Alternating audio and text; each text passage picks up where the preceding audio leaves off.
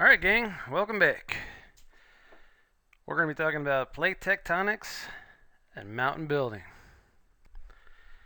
So here's the game plan. We're going to talk about plate tectonics, Alfred Wegener. Should have misspelled that. Pangea. Then we're going to talk about major plate boundaries that exist due to plate tectonics. Talk a little bit about terrain accretion and continental shields. Talk about how plate tectonics build the mountains on our planet. And then stress and strain, folding and faulting. That's something we're going to cover in lab,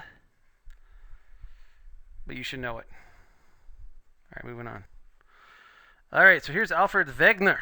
He was born in 1880 in Germany, died 1930 in Greenland as part of an expedition up there. He got a doctorate in astronomy in 1905. He was interested in climate and polar studies. He taught as a professor at a university. Fought in World War I. Obviously, with the Germans, this is not the Nazis. He wasn't a Nazi. But got injured, and what happened when he got injured? Oh, he started working for the meteorological office in the military. Shortly after that, he visited South America and Africa, the coastlines, and he noted that the fossils on the west coast of Africa match the fossils on the east coast of South America, and got the idea, hey, maybe South America and Africa were connected in the past. And he wrote a book titled The Origin of Continents and Oceans to propose that. And he's the one that came with the idea of Pangea, meaning all land. So in the past, 200 million years ago, all the continents were together, and then they ripped apart. If you want to see a really cool YouTube video of it, I provided a link there, and I'll have a link provided for you, on the Canvas page. So Alfred Wegener proposed this idea, proposed it in 1915, and just blew the doors off of what anybody had really thought of at the time. The idea of these plates, that's what they're marked here. Oh, sorry. They're marked here right for you. These are the plate boundaries. But the idea of these continents being able to move across the ocean floor, there's like no way that's possible. He got shot down. He got invited to a big geology meeting in the United States, and they kind of mocked him and didn't really defend himself because he didn't speak English very well, so he wasn't actually quite sure what they were saying. But it was a great idea, and eventually in the 1950s and 60s, the evidence was overwhelming, the evidence was overwhelming that our continents are moving over the surface of the planet, that we lose oceans over time, that continents migrate and shift. And this idea, but without a doubt, is the single biggest idea in geology to this day. It's a single theory that drives why the surface of our planet looks the way it does. And I get a little bummed that people treated Alfred the way they did. He didn't mind. He honestly was interested in a bunch of stuff. This was just one kind of side project he was associated with. Well, I'm sure it bothered him to some degree, but it is a mind-blowing idea. The idea of these giant continents moving over the surface of our planet is just, like, what? You're crazy, bro. But there it is, and it's happening right now. And it started out in 1915 as this crazy idea. Today it's fact. Today we have lasers from satellites in orbit that measure the rate of continents. Australia, that bad boy right here, Australia's moving this direction at 6.5 centimeters a year. It's the fastest moving continent on our planet. That's faster than your fingernails grow. Now, admittedly, your fingernails, you're not like, holy cow, my fingernails are growing so fast. But, dude, that's an entire continent moving as fast as your fingernails. Whoa. Like, dang. And if nothing else, if I was going to give you like 5 things in this class I wanted you to walk away from, one of them is, dang, do I live on a dynamic planet that is always changing. Okay, So our plates, the continents are part of plates and they're moving over the surface of the planet. Let's look at the major plate boundaries: convergent, divergent, transform. If it's not obvious, convergent means these are plates that are hitting each other, that they're colliding. Divergent means they're getting pulled apart, and transform means you're sliding back and forth.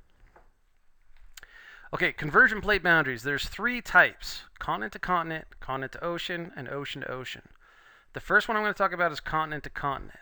So here, as a great example, we have India that broke off from, I'm pretty sure it's Antarctica, drifted northward and slammed into Asia and built the massive Himalayan mountains. And these track marks you see on the ocean floor is left behind India moving forward. Okay, absolutely incredible. Formed, obviously, Mount Everest, the highest mountain on our planet. Over here on this image, you have continental crust slamming into continental crust. Initially, the crust goes down, but eventually it's going to break off. Continental crust can't go down. It's too light. It's too buoyant. It's much light. It's like fluffy foam sitting on thick, syrupy asthenosphere stuff. It can't go down, so it gets buoyed up and forms a mountain range. That's continent to continent. All right, continent to ocean. This is very prevalent over the surface of our planet. Here's South America, and all along the border of South America, all along here, this oceanic crust right here is diving underneath this plate, underneath South America. This is what it looks like in cross section. Here comes the oceanic crust, dun, dun, dun, dun, goes into this trench and dives down underneath. Okay, as it dives down, it's accumulated a lot of sediment that's been pouring off the continents. That sediment will then melt, and you'll get a lot of volcanoes. The compressive stress of these two continents hitting each other will also help build a massive mountain range. Annapurna, the highest mountain in the Andes Mountains, the mountain range right here, over 20,000 feet tall. And doesn't it make you wonder that right here, the armpit, South America, I don't mean that in a bad way, has the highest mountains, and there's this indented portion of the coastline. Rather curious. But we're not ready for that yet.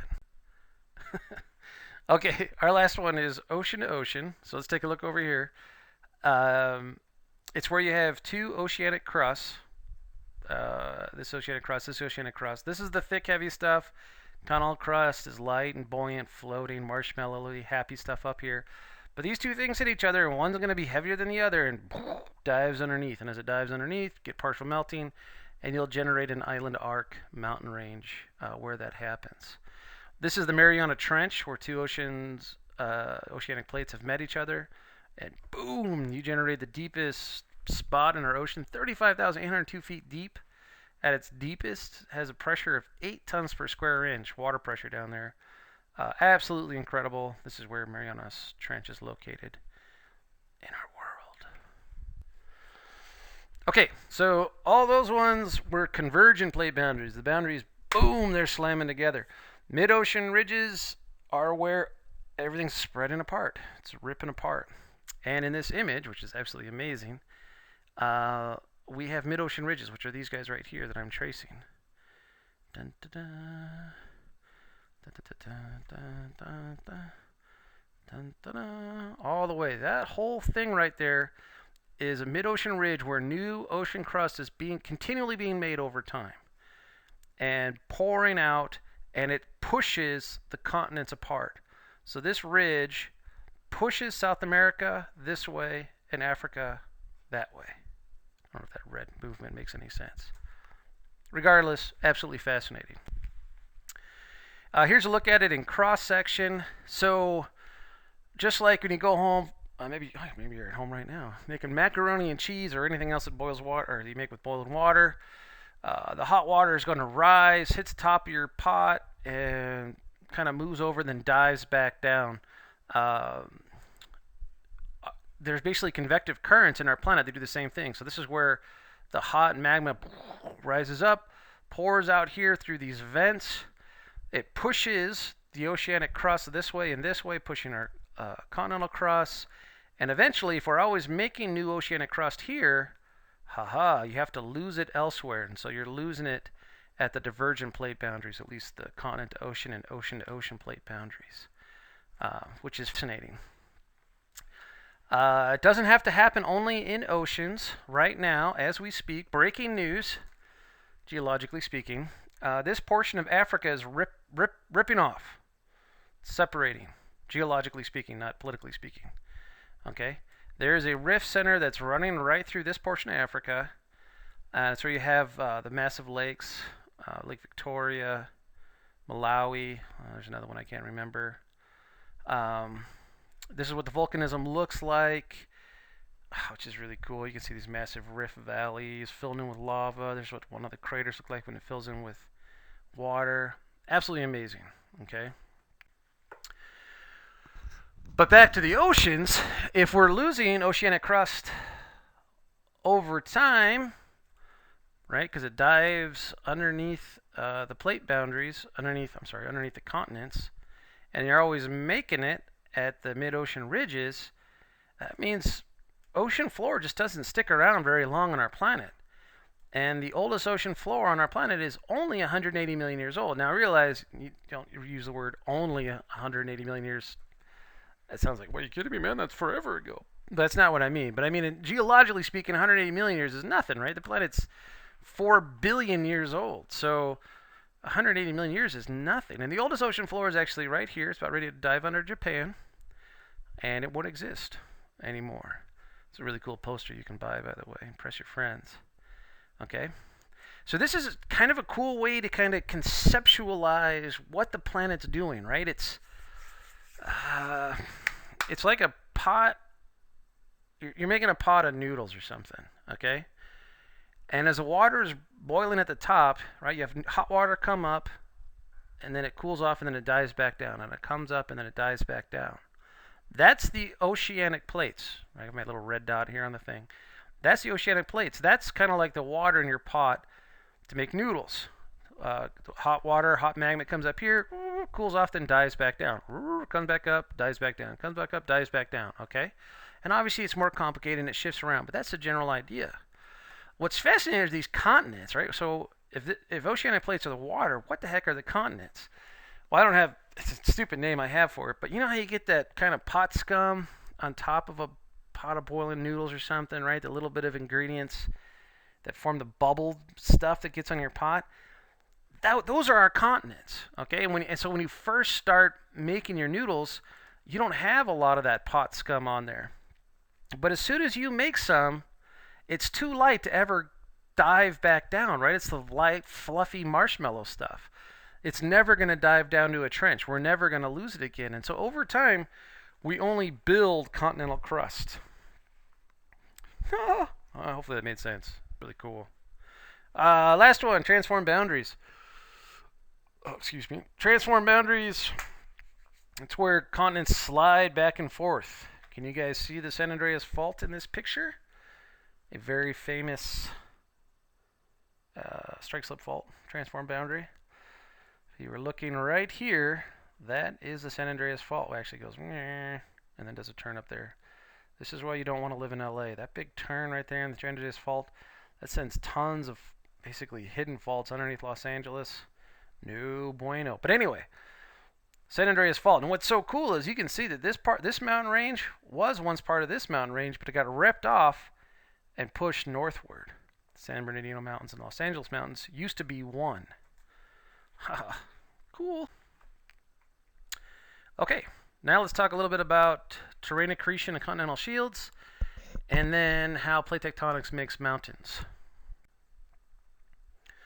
Okay, so back to this pot analogy that hopefully makes sense, right? Is that water is boiling over and the oceanic crust is being made and lost. You get the pot scum that comes to the surface. Well, the oldest pot scum that rises to the top first has been on our planet the longest. That's called continental shields. Okay? This is the continental crust that's been around forever. This is where we have the oldest rocks on the planet. The Canadian shield and the Australian shield, it has rocks that are 3.8, 3.9 billion years old. Very, very old stuff. Yellow stuff is more recent, okay? And that stuff is basically picked up over time through a process called terrain accretion.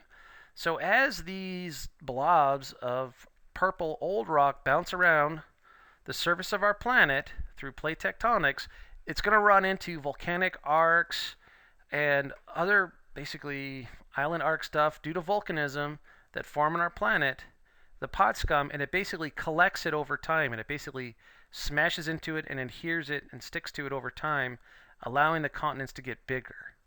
Okay, and remember, we never lose this continental stuff because it's so light and fluffy, marshmallowy. We never lose it. The continents only get bigger over time, not smaller. That's continental shields, the old nucleuses, and you build the bigger continents out of younger rock through terrain accretion. Okay, we've already covered this, but here's a nice little summary slide. It turns out all the plate convergent boundaries also form mountain ranges. So here's an example where Italy slammed into Europe, formed the Alps, right? The two basically pieces of continental crust or marshmallow slam into each other and build a giant thick mountain range, okay? Here is ocean to ocean. So ocean crust, thick ocean crust dies under thinner ocean crust, and you get partial melting of some of the lighter fluff it's going to form volcanic rock in the future.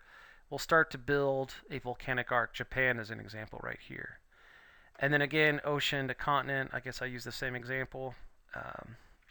This is the Andes Mountains as the Pacific Ocean is diving underneath, or at least the crust, dives underneath South America. You get partial melting and compression, and you build the Andes Mountains.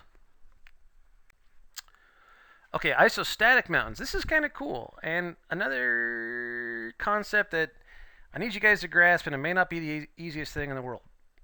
But it is. It's only not easy because you're like, no way, continents can't do that. But they can, or they do. This is how they act. This is reality. The ground, the continent, stuff you live on has buoyancy. Okay? The rock you live on floats. So this is like stuff you live on, floats on the asthenosphere beneath. The asthenosphere is the thicker, gooier, it's partially melted magma rock underneath. Okay, this floats on this. If it floats, it's going to act just like wood and water. If you added weight to wood, okay, it'll sink. If you take weight off, it will rise. A thicker wooden block is going to be taller than not as thick or a thinner wooden block, because you're going to need a lot of wood underneath to keep this other wood buoyant. You'll need a lot of wood underneath to keep the wood above buoyant and standing tall. So if you're going to have a mountain range, you need a root, okay, a root of rock, continental rock underneath it that keeps it afloat. Ha! Isn't that cool? And also, as you erode the mountain range, rock is constantly getting pushed up as you erode that rock away, and so that over time you lose the root and the mountain range. Or in other words, if you're going to get rid of a mountain range, you have to get rid of the root as well. Boom. And the reverse is the same. So I have basins depressed as they fill. All this sediment, let's say it's pouring out here onto a continental shelf that's coming from this mountain range. If you add all that weight to the continent will depress. It's going to sink. Ooh, they showed right there with the little arrow. Okay. Here in Arizona, an example of isostatic mountains are the Superstition Mountains. They are east of Phoenix. Absolutely beautiful mountain range. Really, one of my favorite places in the state. Here's a cool link if you want to go look a little bit about isostasy.